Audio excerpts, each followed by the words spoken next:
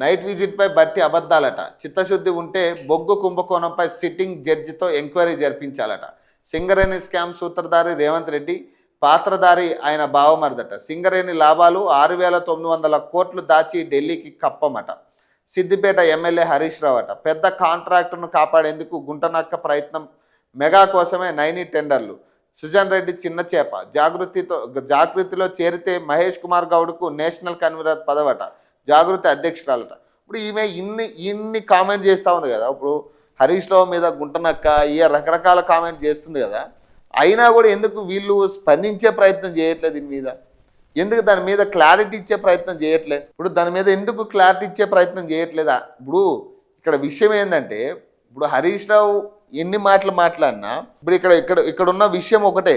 ఇప్పుడు కవిత గారు ఎన్ని కామెంట్ చేసినా కానీ హరీష్ రావు మాట్లాడట్లే. హరీష్ రావు కానీ అన్ని విషయాలు మాట్లాడుతున్నాడు, అందరికీ కౌంటర్ ఇస్తున్నాడు, ఒక కవితకి తప్ప. మరి ఎందుకు? ఏం అంతరాయం ఉంది ఇందులో?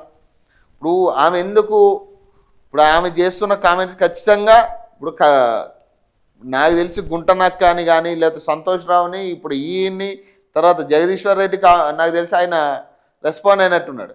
ఇక మిగతా వాళ్ళు ఇద్దరు కూడా ఎందుకు రెస్పాండ్ అవ్వట్లేదు? ఇంతగానో మిమ్మల్ని టార్గెట్ చేసి మాట్లాడుతున్నా అంటే ఏం జరుగుతూ ఉంది రాజకీయాల్లో?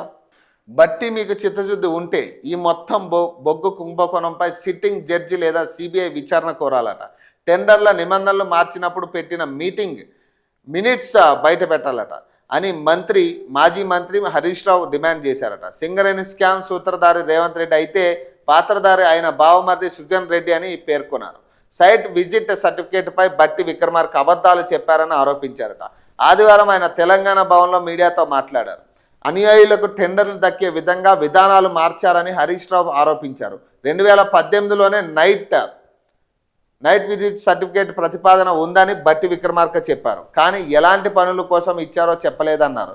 2025 జనవరిలో భూపాలపల్లి టెండర్లకు నైట్ విజిట్ షరతు లేకుండానే రివర్స్ యాక్షన్ ద్వారా అంచనా రేట్ల కంటే 7% ఎక్కువకు పనులు అప్పగించారట. అప్పుడు నైట్ విజిట్ అవసరం లేదా అని హరీష్ రావు ప్రశ్నించారట. కానీ 3 నెలల్లోనే 2025 మేలో వీకే ఓసీ టెండర్కు మాత్రం నైట్ విజిట్ సర్టిఫికేట్ షరతు పెట్టారని, ఫలితంగా అంచనా రేటు కంటే ఎక్కువ రేట్లకు సుజన్ రెడ్డికి కాంట్రాక్టులు దక్కిందన్నారు. ఓబీ రిమూవల్ కాంట్రాక్టర్లు సైట్ విజిట్ సర్టిఫికేట్ పెట్టడంతో ముఖ్యమంత్రి బావమరిది సుజన్ రెడ్డి మొట్టమొదట లబ్ధిదారుడని పేర్కొన్నారు. ఇంత స్పష్టంగా తాను బయటపెట్టిన స్కామ్ జరగలేదని బట్టి బుకాయించడం శోచనీయమన్నారు. నైని కోల్ బ్లాక్ టెండర్లతో పాటు నైట్ విజిట్ సర్టిఫికేట్తో ఖరారైన టెండర్లన్నీ రద్దు చేయాలని డిమాండ్ చేశారట. మే 2025 నుంచి ఇప్పటి వరకు ఎన్ని కాంట్రాక్టర్లు ఎన్ని సైట్లు సందర్శించారు, ఎన్ని ఈమెయిల్స్ లేఖలు వచ్చాయి, ఎన్ని సర్టిఫికేట్లు జారీ అయ్యాయి, మిగిలిన వాటిని ఎందుకు కారణం చెప్పకుండా తిరస్కరించారు? దీనిపై శ్వేతపత్రం విడుదల చేయాలని హరీష్ రావు డిమాండ్ చేశారు. ఎన్సిసి అలాగే జిఆర్ఎన్ మహాలక్ష్మి కంపెనీలు ఇలా ఎన్నో కంపెనీలు మెయిల్ చేశాయని, వాటికి నైట్ విజిట్ సర్టిఫికేట్ ఇవ్వడం లేదని తెలిపారు. ఈ కుంభకోణంలో కింగ్ పిన్ ఏ హోటల్లో మీటింగ్ పెట్టాడు, ముఖ్యమంత్రి బంధువు కూడా ఆ హోటల్లో కూర్చున్న ఫోటోలు తమ వద్ద ఉన్నాయని చెప్పారు.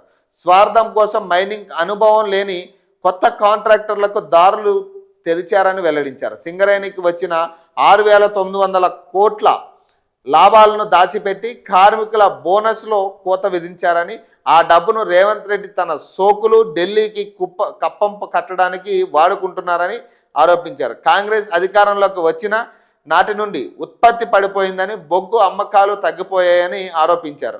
వెంటనే ప్రతి నెల మెడికల్ బోర్డులు నిర్వహించి వారసత్వ ఉద్యోగాలు కల్పించాలని డిమాండ్ చేశారు. సిరుగని సింగరేణిని కాపాడుకుంటామని హరీష్ రావు స్పష్టం చేసిరట. నాశనం చేయకుంటే చాలు, కాపాడుకోవడం పక్కన పెట్టండి, నాశనం చేయకుండా ఉంటే చాలు. మీరు మీ పొలిటికల్ ఎజెండా కోసం దాన్ని నాశనం చేయకుండా ఉంటే చాలు. మీరు